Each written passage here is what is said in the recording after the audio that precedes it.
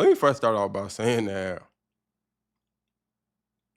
dating is hard right now.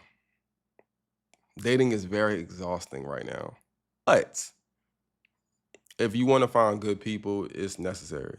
So me not dating this past year is not a doom and gloom thing. And there's not a doom and gloom video about how dating is cooked and the dating market is finished and marriage is over and all those other type of different things. Um, but I do think taking breaks, necessary ones, are good for your overall health, especially as a man. Because 2024 was a very interesting year for me dating. Now it was shortly after a breakup, and I went through so many different things and not realizing what I was looking for, what I didn't want, how I was perceived, and what my mission for dating was, I think caused it to be a lot more difficult than probably it should have been. On top of opting for finding women through more convenient options than doing the hard thing of finding and vetting women through organic communities. So finding women through organic communities or somewhere where we both have common interests, we both can be vetted possibly by third parties that can give recommendations on our behalf. I think that does wonders to the quality of your dating life. I just do. I think that's something that probably as millennials and Gen Z, like we're not really on right now. Like it's about, oh, I have access to all these people because you could talk to somebody on TikTok, talk to somebody on Instagram, talk to somebody on Hinge, talk to somebody on Tinder or what have you. But has anybody noticed that it's not like that's correlating to a higher sense of fulfillment when you're dating? It's not. I know it hasn't for me. I know it has not for me. So this next year in 2026 is going to really be about socializing, not even dating, but socializing in communities that are outside where you have to touch grass. You know what I mean? Where I have to touch grass and I can cultivate social relationships with women in which I can consistently vet them and humanize them, and they can consistently vet me, right? And humanize me. Because the one thing that is exhausting in dating is when people romanticize you.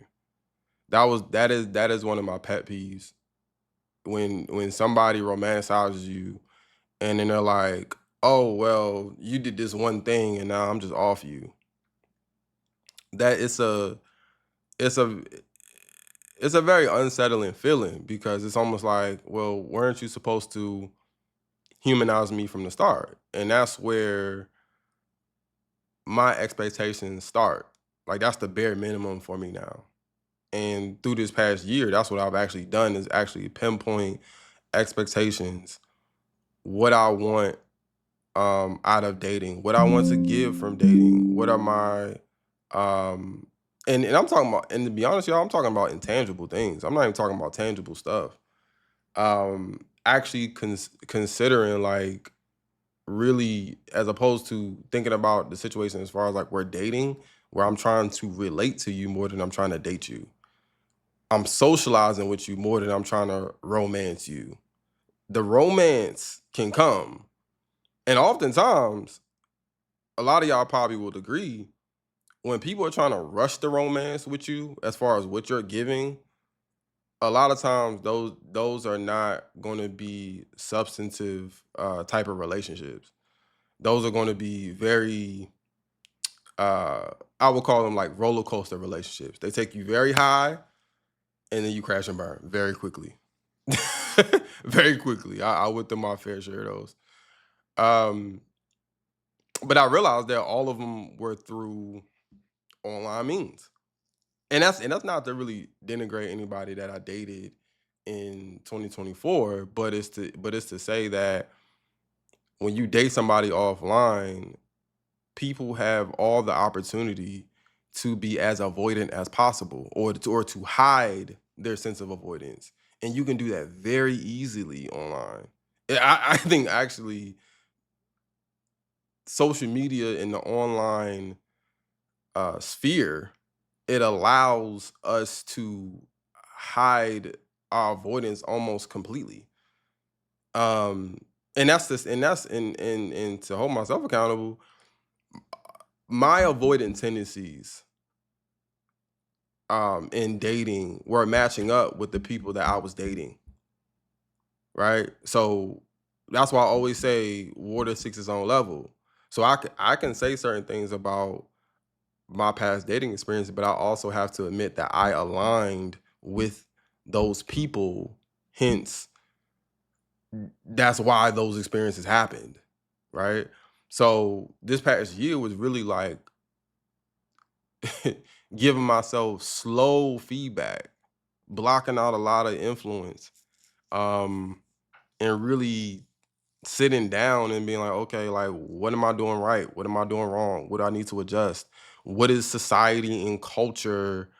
How is that shifting? And how will I shift uh to adapt to it in my own way in which I can be successful? Right? Because I don't necessarily have to do what culture and society is saying. Trust me, y'all. Like in later videos, y'all will realize the more y'all will learn about me, I'm not that dude. Right? But in order to be successful, you have to make adjustments. Like in sports, you have to make adjustments depending on what the defense is or is not giving you. Right? So that's how I think about my dating life. All right, so my camera cut out on me, but I just want to hit y'all with that right quick. Please let me know what y'all think about anything that I said in this video. Have y'all dated this year? What have y'all experiences been? What do you want to be different in 2026? Are you even dating next year? That's what I want to know. Please comment that below, and I'll catch you on the next one. Peace.